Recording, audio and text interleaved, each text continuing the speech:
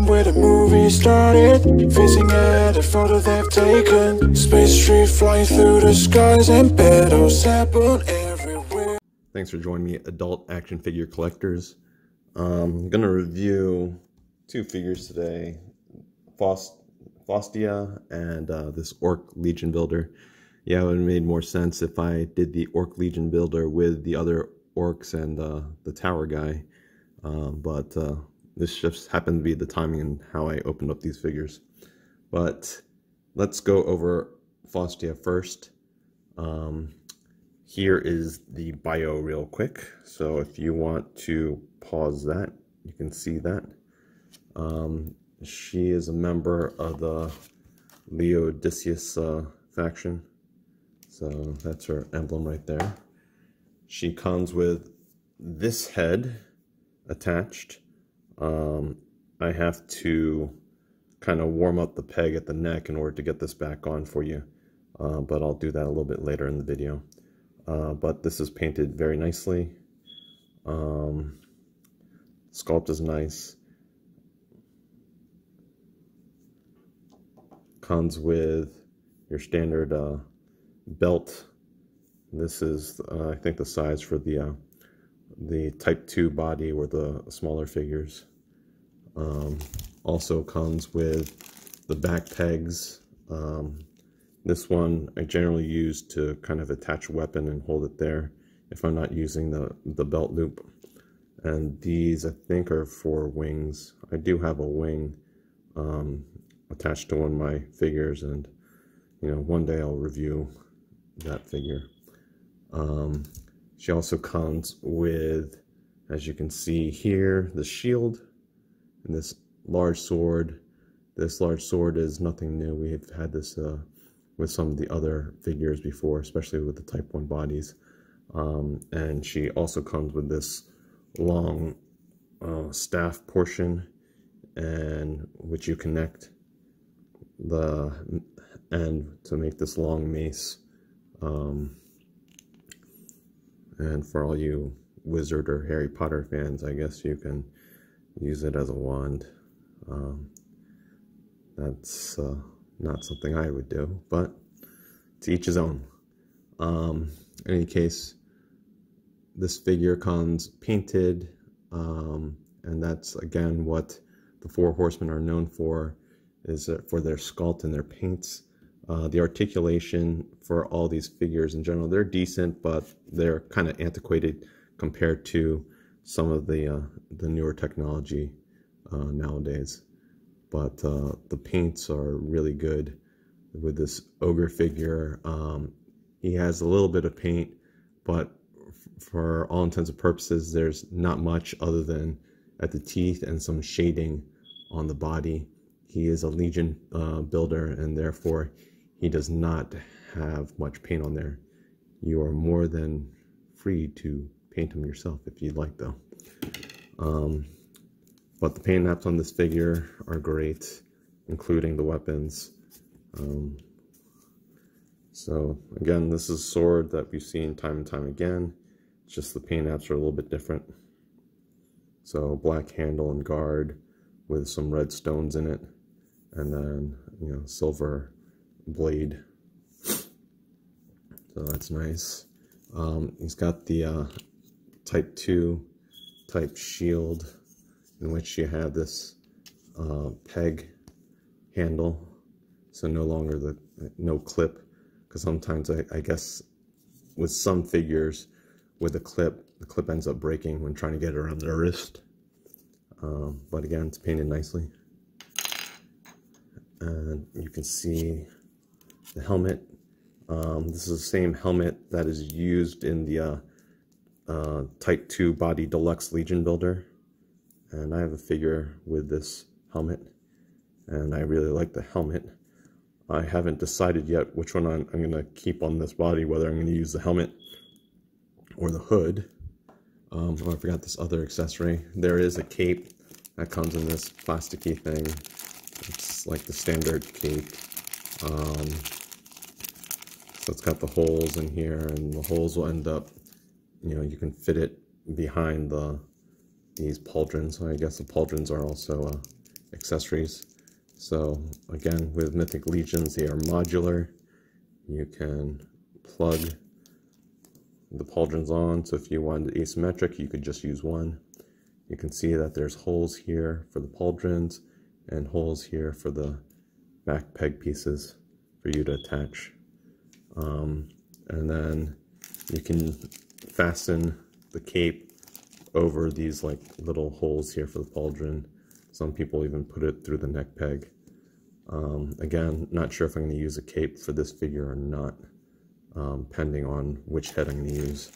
If I use a helmet, probably won't use a cape, but if I use this hooded head, then I think the cape is going to be necessary, otherwise it's going to look funny, and we'll show you that later. So there's a peg here and a peg there. So this is a ball peg on top, and there's just a peg that goes into the neck. You can see if I try to remove this head without heating it, it comes off at the actual peg because this helmet is so tight that that the ball peg tends to stay in there. But you get good range of motion with this ball peg. So you can look down that much, up that much. Obviously it can turn, and it's got some attitude, and there's no forward backward motion. The shoulder joint can go 360. It can go up about 90 degrees, so that's really good. It's got a single jointed elbow and can go greater than 90 degrees and can twist. There is articulation at the glove here, so it can spin like that.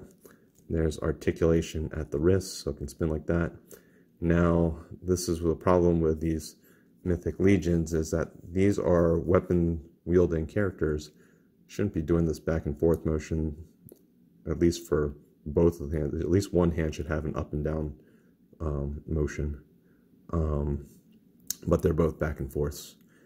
Same articulation is on the left side as the right. There is a diaphragm joint here, so it can twist a little bit left and right. This molded piece here does limit the articulation a little bit, so can't twist that far to the side unless you force it.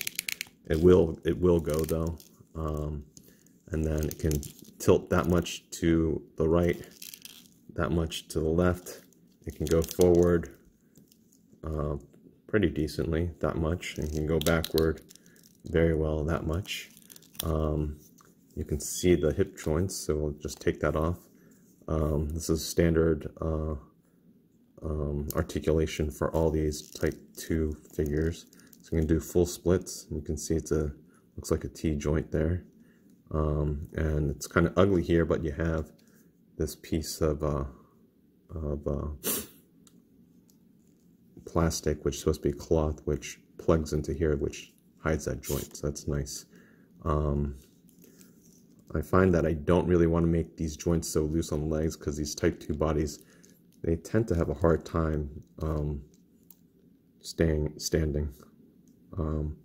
But the knee joints are single jointed. They can go about 90 degrees before the armor hinders articulation, and they can twist to the side, I believe.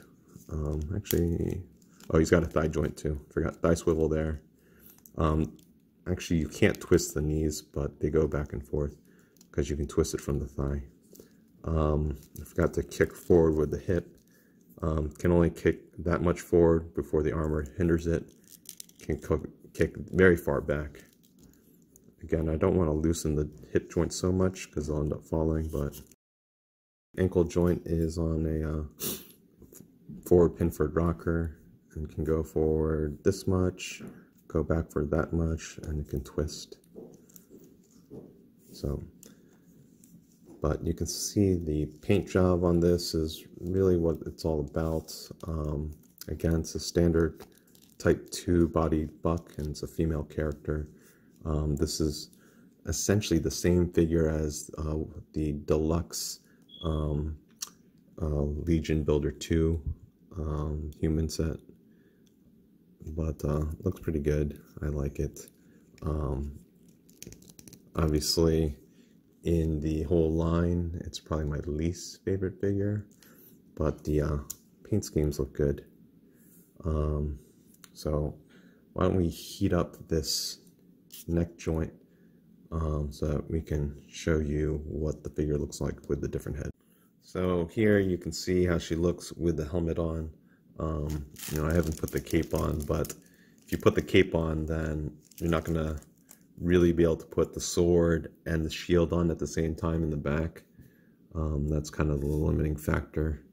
I think I prefer this look with being able to put the sword and shield on at the same time, or at least have them carry it. I don't know, maybe I don't need the cape at all, even with this hood, since it has this kind of drapery in the front of the character. So that's Faustia.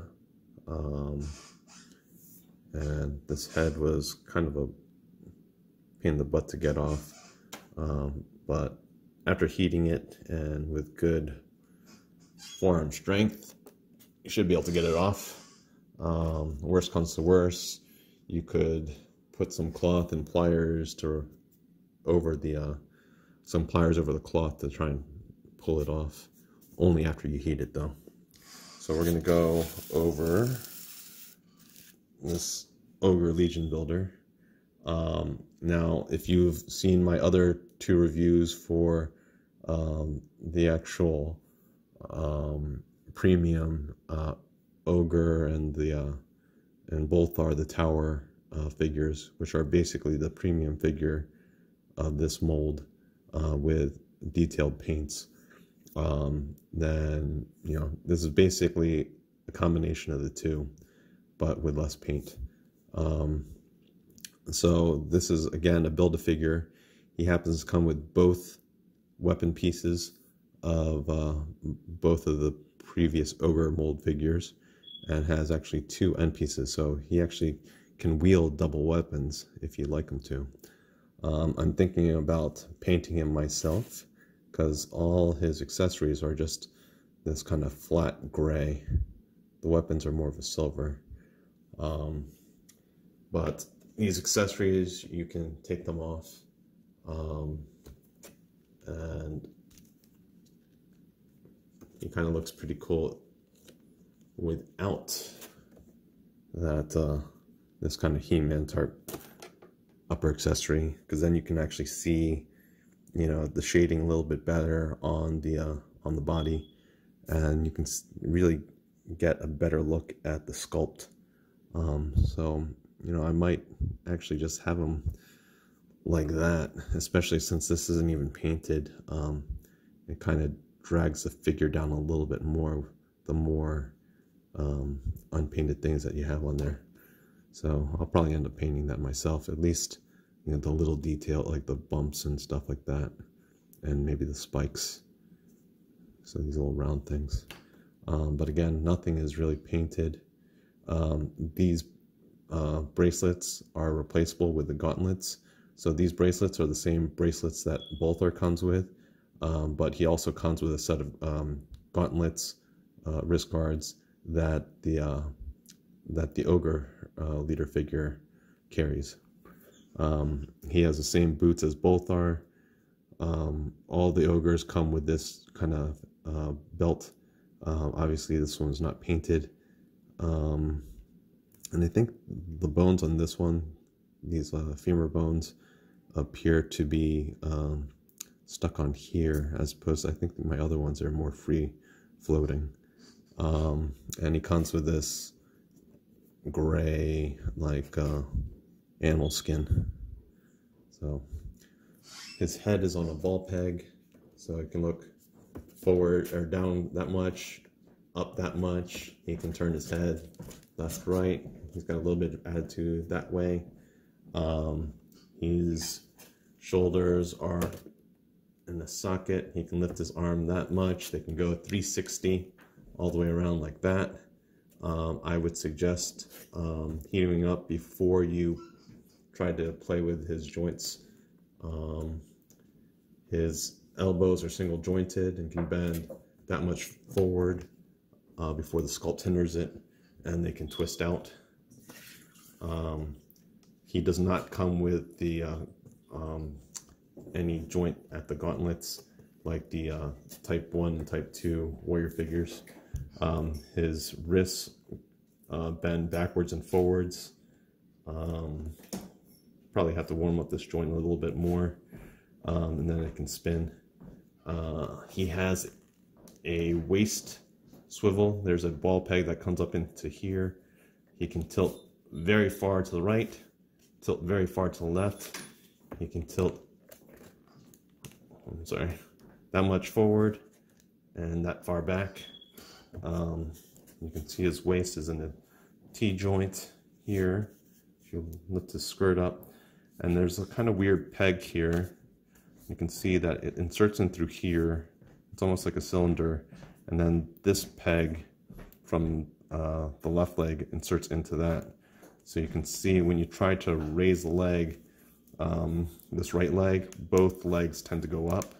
So it's easier if you want to lift that this right leg, just to lift both of them up and then bring the left leg down. So that makes it easier. And again, be careful when you to warm up these sockets first when you first open it, because you run the risk of breaking it. And he can do the splits, so you can see he can do a full splits. His knees are on a single hinge joint, and they can go back about that much, so maybe about 60 degrees. And his ankles are on a socket, ball socket, so they can turn, they can forward flex about that much, they can point like that much, and he's a really great figure. There is a little bit of paint on him, but not a lot. But he's such a massive figure that you know, it's a lot of plastic. So I think he probably is worth his price point. I wish he had like the forward flexing wrist joint that most of the newer action figures have nowadays. But the sculpt and the paint, even though there's minimal paint on this guy, it's still really excellent. But the sculpt is fantastic. So that is the review, and thank you all for watching. And you know, I don't know when they're going to have their in-stock sale, but I think Megalopolis deals with the 4 Horsemen goods nowadays. So that is it. Thanks for watching.